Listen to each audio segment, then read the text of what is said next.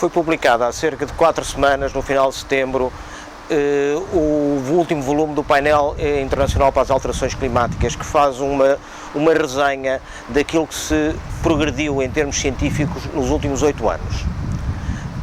Na verdade, progrediu-se muito e progrediu-se no sentido de confirmar e com maior solidez os resultados que já estavam detalhados no último volume. Essencialmente, o que é que podemos dizer com bastante grau de certeza? Por um lado, é inequívoco que nos últimos 150 anos o planeta aqueceu. Por outro lado, nós temos, desses últimos 150 anos, os últimos 50 anos foram onde se aqueceu com mais intensidade. Para termos uma ideia, aquecemos 0,8 graus, 0,8 centésimas de grau durante cada década dos últimos 100 anos e 12 centésimas de grau durante cada década nos últimos 50 anos. Acompanhado a esse facto, o que é que nós sabemos? Sabemos que o oceano aqueceu, especialmente nos últimos 40 anos. Absorveu a maior parte da energia que resulta do aumento de gases de efeito de estufa. Os gases de efeito de estufa, que são, em princípio, responsáveis, quase com toda a certeza, do aquecimento que nós estamos a ver na atmosfera, esses gases de efeito de estufa aumentaram 40% em relação ao valor pré-industrial. Do ponto de vista dos oceanos, nós temos 19 centímetros no último século, 19 centímetros de aumento médio do nível do mar. Evidentemente, em cada região materializa-se de diferente maneira.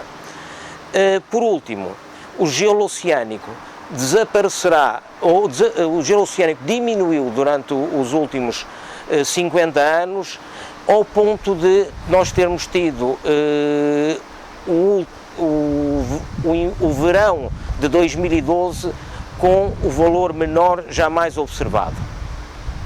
Como é que isso é certeza que nós temos, são certezas que nós temos que vêm das observações. O sistema de observações não é completo, está longe de ser completo, e o sistema climático é muito complexo para monitorizar. Temos o gelo, temos as calotes polares de glaciares, temos a neve à superfície, temos o oceano, temos a atmosfera. Não temos de maneira nenhuma um sistema global para monitorizar isto tudo, mas temos um sistema que, com a ajuda de modelos matemáticos que reproduzem a física da atmosfera, nos permite avaliar com um grande grau de certeza que isto tudo está a acontecer. Até agora eu falei apenas de aquilo que aconteceu até agora. Porquê é que aconteceu é outra questão. Como é que nós sabemos atribuir o aquecimento e todos estes fatores de aquecimento que eu expliquei a algum causador? Em particular, como é que vamos atribuir ao aumento dos gases de efeito de estufa? Aquilo que nós temos como ferramenta são os tais modelos matemáticos, são essencialmente os modelos que nós utilizamos para prever todos os dias aqui no IPMA e nos outros institutos do mundo, nos outros institutos meteorológicos do mundo, são os mesmos modelos que prevêem para os próximos dias. Na verdade, aquilo que nós fazemos no clima é simplesmente fazer médias sobre grandes períodos. Portanto, em lugar de darmos um dia, nós damos uma coleção de muitos verões e de muitos invernos. O que é que nós permitimos?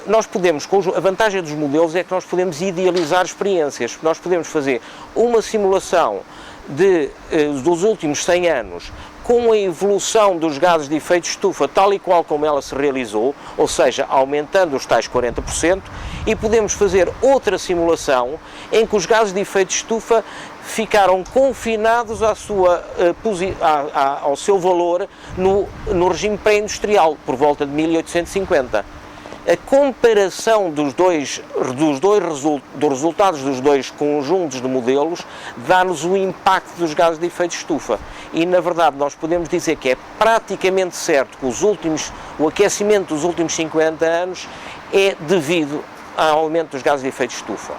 Para fazermos uma comparação, quando comparamos as flutuações da atividade solar, temos entre 25 a 70 vezes maior intensidade do efeito dos gases de efeito de estufa do que o efeito das variações solares. Portanto, não há neste momento qualquer dúvida de que isso deve aos gases de efeito de estufa.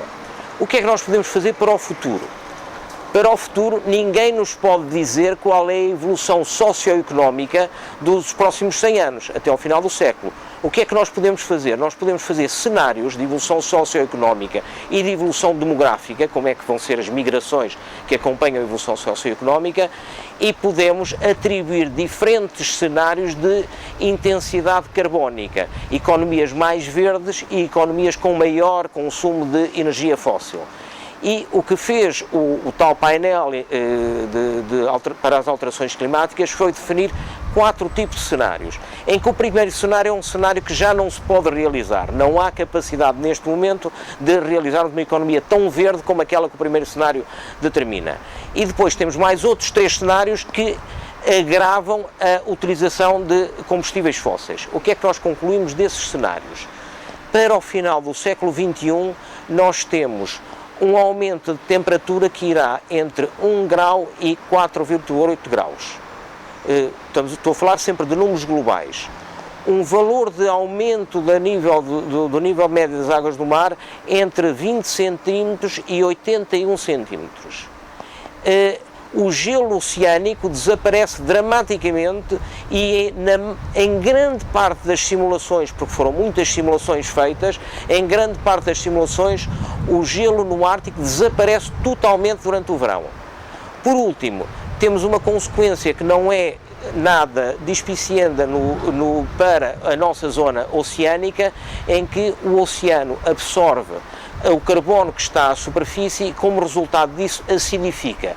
Acidificar significa que estamos a alterar o regime da base da cadeia trófica, da cadeia alimentar, é absorvido pelo fitoplâncton e pelo zooplâncton e alteramos todo o regime da cadeia alimentar da vida oceânica e podemos alterar dramaticamente a capacidade das pescas na zona onde o estamos a fazer.